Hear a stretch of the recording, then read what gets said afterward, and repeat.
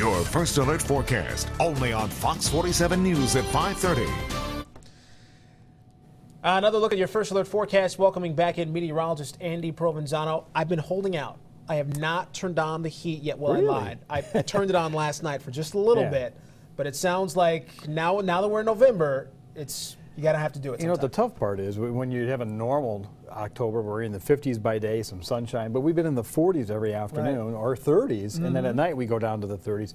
There's no chance to ever warm up, so we're giving in. We've got to break that pattern. I think we will, but we still have to be patient to get back to some nicer temperatures. It's still not a bad weekend. It's just everything you do, you're going to have to do with a thick sweater or coat. Take a look. We look across the southern part of the state, and this is a satellite and radar combination. Now, there are a few sprinkles along the lake shores, as you'd expect, as cooler weather coming across the warmer water there.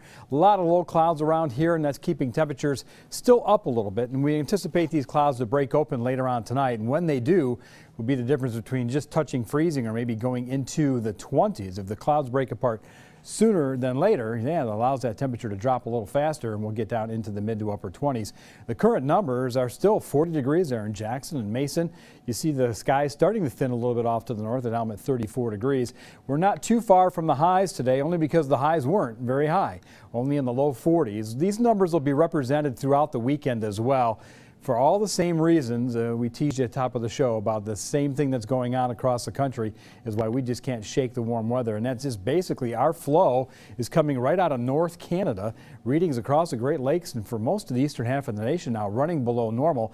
That big storm, Sandy and all the remnants, well, that's pulled way off to the northeast. Really not an influence other than that low sits there up in the marine provinces of Canada. Meanwhile, strong highs just to our northwest, so everything is coming north to south. See how these clouds are coming out from the south? Well, that's just not a warming up position. You never warm up with a north wind, and that's going to be the case. The wind's not strong in this forecast, but it still comes from the same direction. So as we go through the morning, big breaks in the clouds. If you're an early tailgater, you're going to find it pretty chilly. Hope you got some hot chocolate on the end of the table for you. Readings are going to be near freezing, if not below, into the upper 20s. We'll have a mixture of clouds and sunshine through our Saturday. At the Spartan game kickoff, we're probably running in the mid-40s and ending in the 30s when that game is over. There's no major features, no low pressures. High pressure still sits to the northwest. Any storms over the next 3 or 4 days are going to get pushed to the south of us, so there's no rain in this forecast. We chased the rain and snow earlier this week, and the wind too. We just having a hard time getting rid of the clouds and the cold, which will take a little while. After all, it is early November. Sunday, the same kind of forecast. In fact, it's really identical into Monday as well. Mostly sunny skies. Any of the clouds you see here are all the high variety, so it's really not going to bug us too much.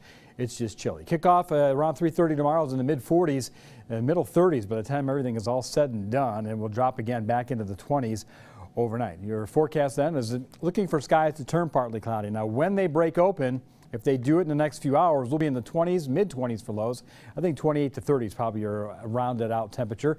A lot of high clouds tomorrow. We'll call it partly sunny.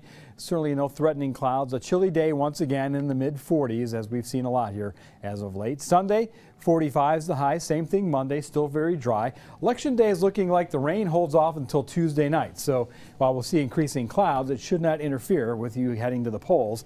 And then we start our warm-up. Some morning showers Wednesday, then the sun's out, and look at that. By Friday, 53 will actually be above normal.